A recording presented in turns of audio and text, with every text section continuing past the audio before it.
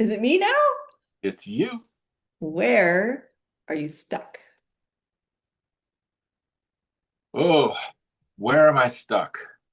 All right, I am stuck at the this is a big one for a lot of artists. This one is um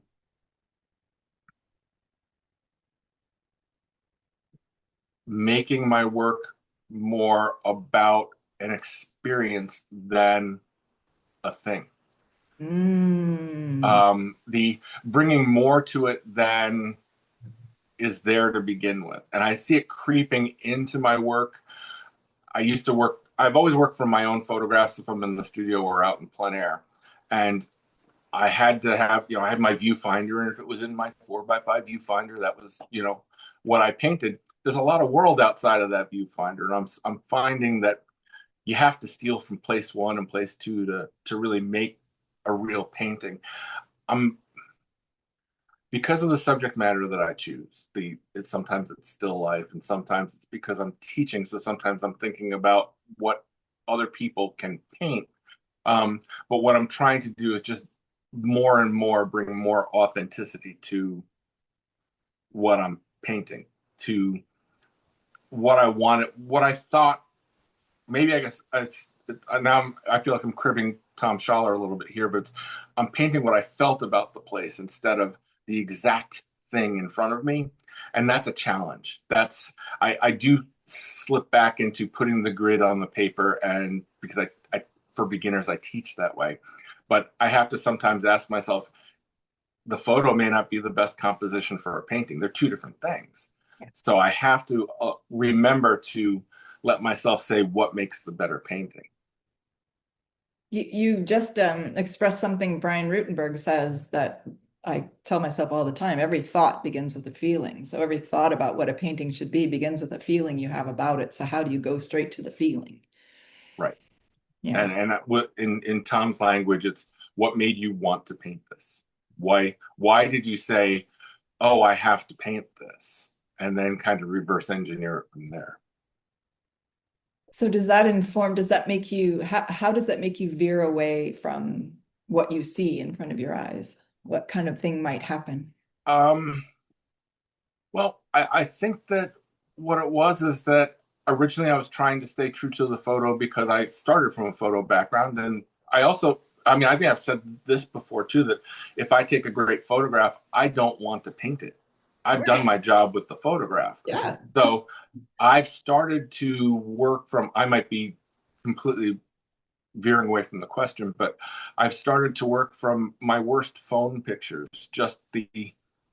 and the phone shoots such a wide angle that it gets so much more of the world into the picture. So even when I get home to the studio, if I'm not working from photos, I have much more to borrow and steal from. And I turn around and I take the whole scene around me rather than just the pretty picture in front of me. I'm trying to bring that whole world together at one time. And Oh, sometimes I'm more successful at it than others. yeah. Yeah, I love where you're going with this. It goes right along with your leaning toward abstraction too. You're leaning toward the feeling. I think they go hand in hand. Yeah. And I think that's structure me was very afraid of abstract because I didn't know what it was going to come out of it. And sometimes you have to allow yourself to fall too. You have to give yourself permission to fall flat on your face, um, which as a teacher, I don't like to do. So I tend to do more pretty pictures in class. And then when I'm working on something for me, like right now, I don't think my screen is, oh, it's turned off my screen, but I'm working on, I had some radishes in the fridge, bunches of them with the leaves and stuff, and they've been there about a week and they're on their last legs. And I started photographing them.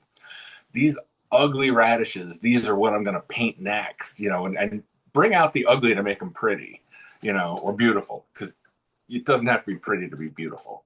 So that's like trying to find those things that I look at and go, yeah, I want them to feel what I feel about painting this rather than the picture I took. And that's baby steps. So I'm going to be working at that in my personal work for a while. I love that. I can't wait to see what comes from it. the decay and decomposing. Those are life themes, right? I mean, and as a photographer, I always loved, early on as a photographer, I loved abstracting nature and finding those weird patterns. And so I'm kind of full circle back to high school with my camera using that eye. So, nothing you ever do is wasted. It Yeah. all comes back around. You just sometimes you don't know you had that tool in your toolbox. Well, I'm excited to see you become unstuck. Cool. So is it me? Yeah. Okay. All right, softball question. Mm. Is there a medium that you have worked in that you haven't and you would like to try? Um, um, um, um, um, uh, that's a good I question. feel like I've seen you work in most of them. Yeah, I mean, I've even dabbled in caustic. I've done needle felting like Jen Blish. Who is absolutely brilliant, by the way. Yeah, I mean, she just Every time I see one of her pieces, I'm like, that is just so cool. yeah. We have in the floor below a room full of burls that we've collected. And I would love to become sculptural with burl wood. Mhm. And I feel kind of called toward it. The problem is that it requires a place where you can sand, and you can't do that in the house.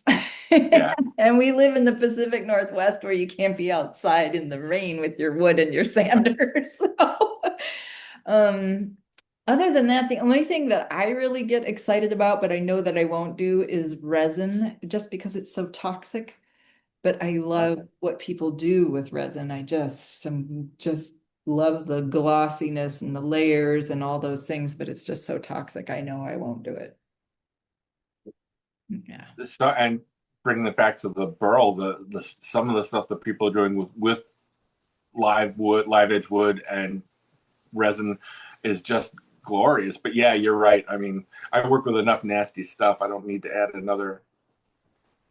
Plus, I'm probably maxed out on mediums because I just all of my art world is in our second bedroom, and it from day to day it changes, and it's I have to move three things to do one thing.